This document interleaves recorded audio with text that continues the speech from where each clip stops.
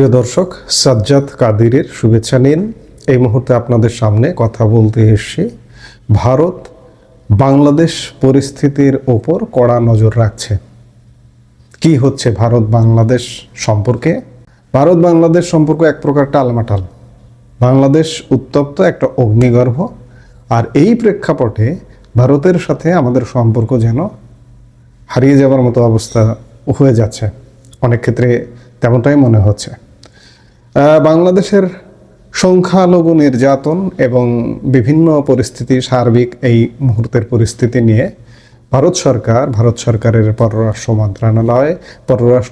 মন্ত্রণালয়ের মুখপাত্র রণধীর জয়সওয়াল আজকে একটি বিবৃতি দিয়েছে এবং সেই বিবৃতিতে বিদেশ মন্ত্রক জানিয়েছে ভারত বাংলাদেশের পরিস্থিতির উপর কড়া নজর রাখছে।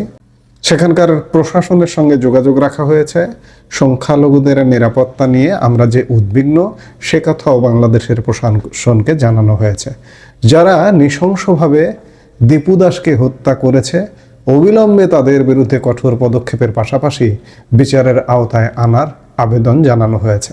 আপনারা জানেন যে গত বৃহস্পতিবারে বাংলাদেশের ময়মনসিংহের ভালুকায় একজন সংখ্যালঘু সম্প্রদায়ের এক ভাইকে, দীপু চন্দ্র দাসকে নির্মমভাবে হত্যা করে ঝুলিয়ে আগুনে পুড়িয়ে দেওয়া হয়েছে। ভারত তার প্রতিক্রিয়া জানালো এবং বিশেষ করে বাংলাদেশে মিথ্যা প্রপাগান্ডার বিরুদ্ধেও ভারত প্রতিক্রিয়া জানিয়েছে আজকে এই বিবৃতিতে। বাংলাদেশে আসলে এই যে দীপু দাস হত্যাকাণ্ডের প্রেক্ষিতে সেই অর্থে কোনো ক্রিয়া বা সেই অর্থে কিছু ছিল না। বৃহস্পতিবারে ঘটনা ঘটবার পরেও বাংলাদেশে কোনো প্রতিক্রিয়া ছিল না, কিন্তু ভারতবাসী প্রতিক্রিয়া ব্যক্ত করতে ছাড়েনি। গতকাল রাতে দিল্লিতে অখণ্ড হিন্দু রাষ্ট্র সেনার একটা ব্যানার, প্ল্যাটফর্ম যেটি বলুন না কেন, সেই ব্যানারে গতকাল দিল্লিস্থ বাংলাদেশ হাই কমিশনের সামনে 20-25 জন যুবক বা তরুণ কয়েকটি গাড়ি নিয়ে গিয়ে হাজির হয়ে সামনে বিক্ষোভ করেছে। এবং এই বিক্ষোভটাকে বাংলাদেশের কোনো গণমাধ্যম মিসলিড করেছে। ভারতীয় পররাষ্ট্র মন্ত্রণালয়ের বিবৃতিতে এর প্রতিবাদও করা হয়েছে। সংখ্যালঘু হিন্দু যুবক দীপুচন্দ্র দাসকে নৃশংস হত্যায় অপরাধীদের বিরুদ্ধে দ্রুত কড়া পদক্ষেপের বার্তা দেওয়া হয়েছে বিদেশ মন্ত্রকের তরফে।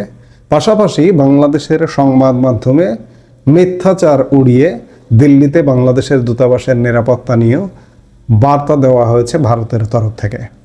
ইনকিলাব মঞ্চের মুখপাত্র শরীফ ওসমান হাদির মৃত্যুকে কেন্দ্র করে পুরো বাংলাদেশ এখনো পর্যন্ত জ্বলছে। নৃশংসভাবে হত্যা করা হয়েছে সংখ্যালঘু হিন্দু যুবক দীপু দাসকে।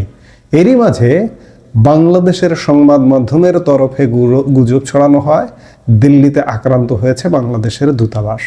গোটা ঘটনা নিয়ে রবিবার একটি বিবৃতি জারি করেছে দিল্লির বিদেশ মন্ত্রকের দপ্তর, যেখানে বলা হয়েছে বাংলাদেশি সংবাদ মাধ্যমের সেই বিভ্রান্তিমূলক প্রচার আমাদের নজরে এসেছে, কিন্তু সত্যিটা হলো দীপুচন্দ্র দাসের হত্যা ও বাংলাদেশে সংখ্যালঘুদের নিরাপত্তার দাবিতে 20 ডিসেম্বর দিল্লিতে বাংলাদেশ দূতাবাসের সামনে বিক্ষোভ দেখাচ্ছিল 20-25 জন যুবক।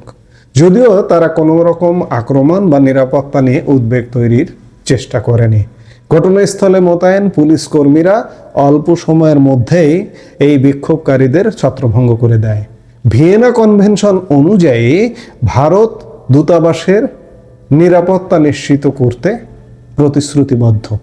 এর পাশাপাশি বাংলাদেশের সংখ্যালঘুদের নিরাপত্তা নিয়ে উদ্বেগ প্রকাশ করে বিদেশ মন্ত্রক জানিয়েছে ভারত বাংলাদেশের পরিস্থিতির ওপর কড়া নজর রাখছে।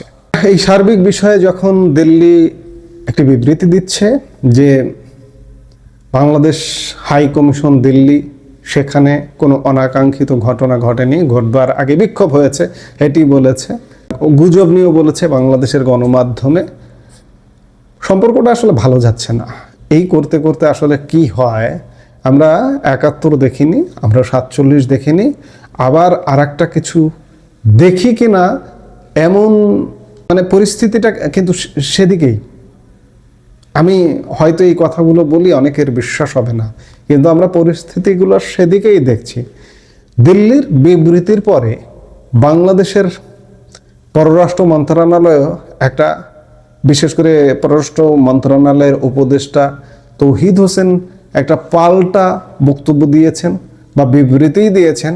দিল্লিতে বাংলাদেশ হাইকমিশনের হামলা চেষ্টা নিয়ে ভারতের প্রেস নোট পুরোপুরি প্রত্যাখ্যান করেছে ঢাকা।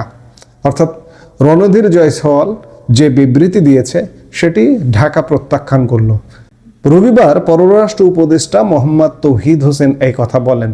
পররাষ্ট্র উপদেষ্টা বলেন, দিল্লিতে কূটনৈতিক এলাকার ভেতরে বিক্ষোভকারীরা কিভাবে এলো সেটাই বড় প্রশ্ন। শুধু তাই নয়, তিনি একই সাথে তার কথায় যোগ করেছেন প্রয়োজনে ভারতে মিশন ছোট করার কথাও ভাবা হচ্ছে। অর্থাৎ দিল্লি ব্যবস্থা নেবার আগে যেন বাংলাদেশ ব্যবস্থা নিতে চাইছে বা নিতে যাচ্ছে, মিশন ছোট করবে। এক প্রকার ছোট করা মানে দিল্লির সাথে কূটনৈতিক সম্পর্ক বাংলাদেশে কি ছিন্ন করবে? অবস্থাটা কি সেদিকেই যাচ্ছে? ছিন্ন করে কি হবে? কোন দিকে যাচ্ছে? আমি খানিক আগেই বললাম যে আমরা ৭১ দেখিনি, আমরা ৪৭ দেখিনি। আমরা কোন বাংলাদেশ দেখব কিংবা কোন প্রতিবেশী ভারতকে দেখব এই মুহূর্তে আসলে সত্যিকার অর্থে বলা কঠিন। দুদেশের সম্পর্ক টানাপোড়েনটা চরমে উঠে গেছে। বিবৃতি পাল্টা বিবৃতি, এটি কিন্তু মারাত্মক কথা যে মিশন ছোট করবার কথাও ভাবছে বাংলাদেশের অন্তর্বর্তী সরকার, ইউনূস সরকার। আসলে কি হবে বলা কঠিন। কি হবে, কি হতে যাচ্ছে আমরা দেখছি, আমরা দেখতে থাকি যে কি ঘটতে যাচ্ছে। এই মুহূর্তে এ পর্যন্ত। সবাই ভালো থাকুন, সুস্থ থাকুন। আমাদের ভিডিওগুলো নিয়মিত পেতে সাবস্ক্রাইব করুন Sajjad Kadir and the legends YouTube channel এবং লাইক, কমেন্ট, শেয়ার করে সাথে থাকুন।